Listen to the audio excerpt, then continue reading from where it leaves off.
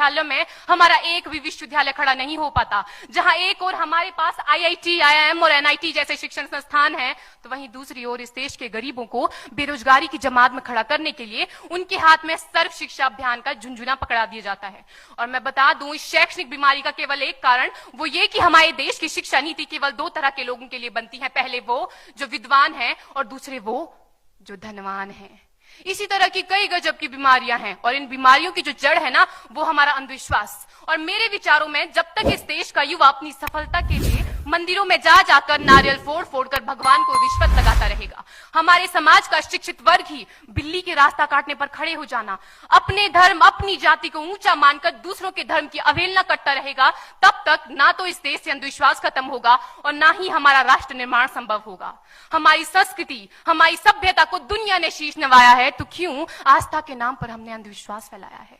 मेरे विचारों में हमारा राष्ट्र निर्माण तब संभव होगा जब इस देश में महिलाओं की पूजा नहीं, उनकी इज्जत की जाएगी। राष्ट्र निर्माण तब संभव होगा जब हम जाति का आरक्षण नहीं बल्कि सामाजिक सशक्तिकरण पर बात करेंगे।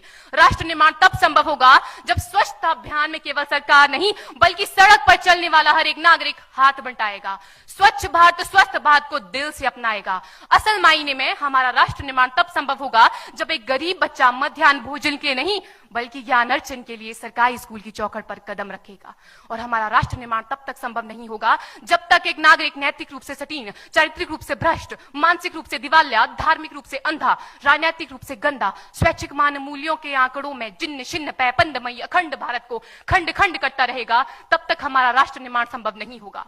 बड़ी बड़ी बातें नहीं, छोटी छोटी कोशिशें करनी होगी, क्योंकि ठोकर हमें पहाड़ से नहीं पत्थरों से लगा करती है। और मैं सैल्यूट करना चाहूंगी सरहद पर दिन रात हमारी रक्षा के लिए खड़े हर उस जवान को, इस देश की पुलिस प्रशासन और किसान को, और इस देश के हर उस व्यक्ति को जो अपना काम पूरी ईमानदारी, पूरी मेहनत और पूरी लगन से करते हैं, जिनके बिना राष्ट्र निर्माण की कल्पना करना भी असंभव सा लगता है। और आज इस मंच पर पूरी जिम्मेदारी के साथ मैं भारत की बेटी ये कहती हूं कि हमारा राष्ट्र निर्माण तब संभव होगा जब हम सभी, मैं, आप, हम सब मिलकर प्रयास करेंगे, क्योंकि हमारे देश की जिम्मेदारी नहीं है हमें आगे ले जाने की, हमारी जिम्मेदारी है अपने देश को आगे ले जाने की, अपने राष्ट्र को आगे ले जाने की, अपने वतन को आगे ले जाने की। तो अंत में मैं बस यही कहना चाहूंगी, मेरा हिंदुस्तान महान था, महान है, महान रहेगा।